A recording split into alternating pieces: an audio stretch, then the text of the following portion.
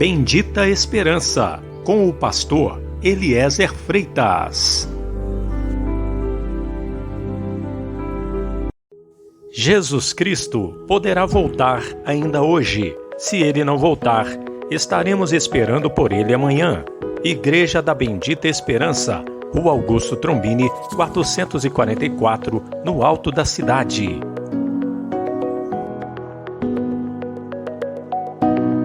Mas o que profetiza, fala aos homens, edificando, exortando e consolando. Boa noite, meu irmão, boa noite, minha irmã. Mais uma vez, nós estamos aqui para trazermos uma palavra para edificar, exortar e consolar. Está escrito que aquele que profetiza fala aos homens, edificando, exortando e consolando. Amém? Graças a Deus. Pois bem, hoje nós vamos falar sobre o porquê que nós acreditamos que uma parte do capítulo 28 do livro de Ezequiel, do livro do profeta Ezequiel, no Antigo Testamento, se refere a Satanás. Pois bem, Ezequiel capítulo 28, do versículo 1 até o versículo 10, é uma profecia contra o rei de Tiro.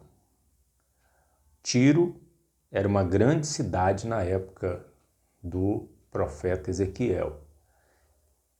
E o rei de Tiro, ele tinha um pecado gravíssimo. E por isso Deus manda o profeta Ezequiel registrar uma profecia contra o rei de Tiro. Mas do versículo 11 até o versículo 19 é uma lamentação sobre o rei de Tiro. É uma lamentação sobre o rei de Tiro. Não é a respeito do rei de Tiro, mas é sobre o rei de Tiro. E aqui, nesta lamentação, a palavra de Deus fala de um querubim. Está falando não do rei de Tiro, mas de um querubim que cometeu o mesmo pecado do rei de Tiro. Então, é daí que nós chegamos à conclusão que esse texto aqui de Ezequiel, do 11 até o 19, se refere a Satanás. Só pode ser a origem de Satanás, que era um querubim, ungido ainda. Então eu vou mostrar isso para o irmão, para a irmã nesse momento. Vamos ler Ezequiel 28, vamos ler do 1 até o 2. Olha só. E veio a mim a palavra do Senhor dizendo: Filho do homem, dize ao príncipe de Tiro, assim diz o Senhor Deus, portanto o teu coração se elevou. Observe aí. O teu coração se elevou. E disseste: Eu sou Deus. Sobre a cadeira de Deus me assento no meio dos mares. E não passas de homem, e não és Deus, ainda que estimas o teu coração como se fora o coração de Deus. Veja que o rei de Tiro, ele cometeu esse pecado gravíssimo do orgulho, da elevação do coração. O coração dele se elevou tanto que ele dizia que ele era Deus. Sendo homem, ele dizia que ele era Deus. Então esse foi o pecado do rei de Tiro. Então por isso Deus está mandando uma profecia contra ele. Aí o versículo 3. Eis que tu és mais sábio que Daniel, e não há segredo algum que se possa esconder de ti. Pela tua formosura e pelo teu entendimento alcançaste para ti riquezas, e adquiriste ouro e prata nos teus tesouros.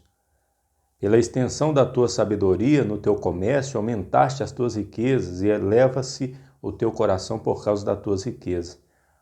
Ou seja, a situação do rei de Tiro é parecida com o do querubim, que nós vamos ver adiante. O querubim, que Ezequiel vai falar na sua lamentação sobre o rei de Tiro, ele também tinha sabedoria e tinha riquezas, e por causa disso o coração dele se elevou. O rei de Tiro, Deus está dizendo aqui que ele era mais sábio que Daniel. Ele adquiriu muitas riquezas e era muito sábio, e por isso o orgulho entrou no coração dele. E o versículo 6 diz assim: portanto, assim diz o Senhor Deus, porquanto estimas o teu coração como se fora coração de Deus, por isso eis que eu trarei sobre ti estrangeiros, os mais terríveis dentre as nações, os quais desembainharão as suas espadas contra a formosura da tua sabedoria e mancharão o teu resplendor. Eles te farão descer a cova e morrerás da morte dos traspassados no meio dos mares. Observe, meu irmão, minha irmã, que aqui está falando de quê? Está falando de um homem, do rei de Tiro. E a profecia diz que ele haveria de morrer. Versículo 9. Acaso dirás ainda diante daquele que te matar, eu sou Deus? Mas tu és homem e não Deus, na mão do que te traspassa. Da morte dos incircuncisos morrerás, por mão de estrangeiros, porque eu falei, diz o Senhor Deus. Então, eu fiz questão de ler tudo aqui, capítulo 28, do 1 ao 10. Aqui claramente fala do rei de Tiro. E o rei de Tiro, a semelhança do querubim, que vai se tornar de Satanás, ele tinha riqueza, tinha sabedoria, o coração se elevou. Ele disse, eu sou Deus. E aqui está a profecia para o rei de Tiro, que ele haveria de morrer, né? E como ele ia dizer diante daquele que o iria matar, eu sou Deus, né? Essa é a pergunta que Deus faz aqui. Agora nós vamos ver no versículo 11. Observe que aqui não vai falar do rei de Tiro, mas vai falar de alguém que é o pai do pecado do rei de Tiro. Veja só. Veio a mim a palavra do Senhor dizendo, filho do homem, levanta uma lamentação sobre o rei de Tiro. Veja, uma lamentação. Então o que vem a partir de agora não é uma profecia, é uma lamentação. Do versículo 1 até o 10 foi uma profecia. Do versículo 11 até o 19 é uma lamentação. Então, está escrito assim, o meio do versículo 12. E diz-lhe, assim diz o Senhor Deus, tu eras o selo da medida, cheio de sabedoria e perfeito em formosura. Estiveste no Éden, jardim de Deus. De toda pedra preciosa era a tua cobertura, sardônia, topázio, diamante, turquesa, ônix, jaspe, safira, corbúnculo, esmeralda e ouro. Em ti se faziam os teus tambores e os teus pífaros. No dia em que fostes criado, foram preparados. Aqui, nessa lamentação, não pode estar falando do rei de Tiro, que era homem e queria morrer. Mas nós vamos ver aqui, logo a seguir, que vai falar que é o querubim, que ele foi criado, e no dia que esse querubim foi criado, foram criados também instrumentos musicais, né? Os tambores, os pífaros, e eles foram preparados. E a formosura, a riqueza desse querubim era muita, mas muita mesmo. E o versículo 14 diz assim, tu eras o querubim, ungido para cobrir,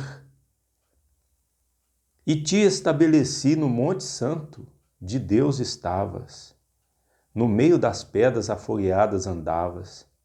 Perfeito eras nos teus caminhos, desde o dia em que foste criado, até que se achou iniquidade em ti. Iniquidade é maldade, injustiça, viu? A palavra iniquidade quer dizer maldade e injustiça. Então, até que achou maldade, se achou maldade, injustiça nele. E o versículo 16, na multiplicação do teu comércio, encher o teu interior de violência, e pecaste, por isso te lancei profanado do monte de Deus, e te fiz perecer, ó querubim cobridor, do meio das pedras afogueadas. Elevou-se o teu coração por causa da tua formosura. Olha aí, o primeiro a cometer esse pecado de orgulho, de elevar o coração, de querer ser como Deus, foi esse querubim ungido, que foi criado. que tinha muita formosura, muitas riquezas. E estava na onde? No monte de Deus. E conhecia bem o jardim do Éden.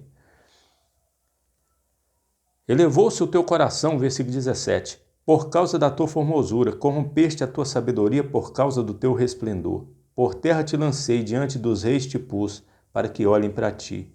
Pela multidão das tuas iniquidades, pela injustiça do teu comércio, profanaste os teus santuários. Eu, pois, fiz sair do meio de ti um fogo que te consumiu e te tornei em cinza sobre a terra.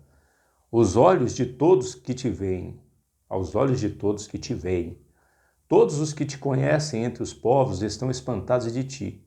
Em grande espanto te tornaste e nunca mais subsistirá. Nós não sabemos exatamente quando isso aconteceu, mas do jeito que Deus está dizendo aqui, através do profeta Ezequiel, aconteceu dessa maneira. E Deus acabou com esse querubim ungido, fazendo sair um fogo do meio dele para consumir ele e tornar ele em cinza sobre a terra. Veja que Deus destruiu a formosura dele. Por quê? Por causa do pecado. Se achou pecado nele, se achou orgulho, né? Então, não tenha dúvida. Em Ezequiel, do versículo 1 ao 10 do capítulo 28, fala sobre o rei de Tiro, que estava cometendo o mesmo pecado do diabo. É uma profecia. Do versículo 11 ao 19 é uma lamentação e é sobre o rei de Tiro. É sobre o rei de Tiro.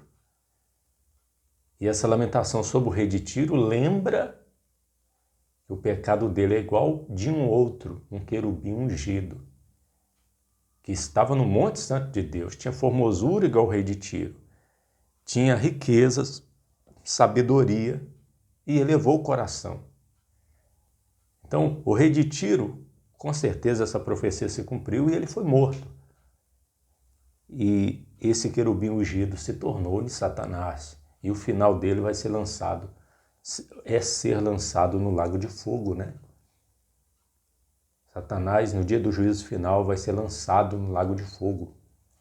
Vai ser lançado no lago de fogo com todos os seus demônios e com todos aqueles que não acolhem o amor da verdade para serem salvos. Todos aqueles que não creem no Evangelho. Se você está me assistindo e você ainda não crê no Evangelho, creia. Creia hoje ainda. Creia no Evangelho. Adquira uma Bíblia da Sociedade Bíblica Trinitariana. Não adquira outra Bíblia, não. É diferente. Estou dizendo para você, o dia que você tiver, você, meu irmão, minha irmã, o dia que você tiver uma Bíblia da Sociedade Bíblica Trinitariana, você pega uma atualizada e compara. Você pega uma linguagem de hoje e compara. Você vai admitir que uma delas não é a Bíblia. Só uma é a verdadeira palavra de Deus. E a verdadeira palavra de Deus é essa aqui, ó. Almeida Corrigida e Fiel da Sociedade Bíblica Trinitariana. No link na descrição embaixo aí desse vídeo, eu vou deixar um link da Sociedade Bíblica Trinitariana, do site. Vou deixar também um link do site do irmão Hélio de Menezes, lá da Paraíba. É um erudito, estudioso da Palavra de Deus, e o site dele tem muitas informações a respeito das versões da Bíblia, o porquê que a Corrigida e Fiel é a Palavra de Deus. É a Bíblia que é a Palavra de Deus em língua portuguesa, né? Em língua portuguesa. O site chama Sola Escritura TT. Eu vou deixar esse link. E também nós temos outro canal aqui no YouTube, de um irmão lá do Rio de Janeiro, chama-se Investigação Bíblica. Tem muita coisa boa lá também. Obviamente que nem sempre a gente entra num site desse, a gente concorda com tudo, mas nesse ponto, nesse site mesmo, sobre o texto crítico e o texto receptus, sobre a ACF e as demais versões da Bíblia, o porquê a ACF ela é a palavra de Deus verdadeira, preservada. Sobre isso, as informações lá são perfeitas, perfeitas. Nesse site, nesse canal também do YouTube, Investigação Bíblica, eu vou deixar o link aí na descrição, depois você entre lá, tá bom? Mas esse assunto é um assunto longo, um assunto muito longo, mas só uma dica aqui. Por exemplo, na Bíblia atualizada, quando fala que Maria teve o seu filho, não diz que foi o primogênito, eles tiraram a palavra primogênito. E na Bíblia CF está aqui, como está no original mesmo. Está escrito, deu à luz o seu filho primogênito. Por exemplo, lá em Mateus 24, 36, se não me engano, na atualizada diz que daquele dia e hora ninguém sabe, nem o pai, nem o filho, quer dizer, nem os anjos, nem o filho, mas unicamente o pai. Na CF diz que daquele dia e hora ninguém sabe, unicamente o pai. Ou seja, não tem essa expressão nem o filho. Então aí, nesse caso, não tiraram, acrescentaram, né? Lá em 1 Timóteo 3,16, se não me engano também, aqui na SF está dizendo, Deus se manifestou em carne. Na atualizada está dizendo, aquele que se manifestou em carne. Mudaram. Então, eu citei 3 exemplos aqui. Uma, que eles tiraram a palavra. Outra, que eles acrescentaram. E outra, que eles mudaram. Tiraram, acrescentaram e mudaram. Fizeram adições, subtrações e modificações. E esses 3 exemplos aí, foi para quê? Um é para mostrar, para sustentar a tese de que Maria sempre foi virgem e que ela não teve outros filhos. O outro é para mostrar que Jesus não é Deus. E o outro também é contra a divindade de Jesus. Então, fique atento, viu? Fique atento e adquira uma Bíblia Almeida, corrigida e fiel, tá certo? Da Sociedade Bíblica Trinitariana do Brasil. Vamos orar, vamos falar com Deus nesse momento, em nome do Senhor Jesus. Senhor, meu Deus e meu Pai, nesse momento nós oramos, nós entregamos a vida de todos os irmãos, meu Pai, que nos acompanharam. Eu quero pedir ao Senhor, meu Deus, que abençoe, meu Deus, esses irmãos que têm meditado na Tua Palavra comigo às quintas e terças-feiras. Às terças e quintas-feiras, sempre às 10 da noite, desde o início do ano. Abençoe a todos, livre a todos do mal. Meu Deus amado, dê sabedoria, ilumina, livra do engano que está demais nessa terra. Pois é o que nós te pedimos nesta noite. Em nome do Pai, do Filho e do Espírito Santo, em nome de Jesus. Amém. Amém. Graças a Deus. Deus abençoe. Terça-feira, se Deus quiser, estaremos de volta. Um abraço. Jesus Cristo poderá voltar ainda hoje. Se Ele não voltar, estaremos esperando por Ele amanhã.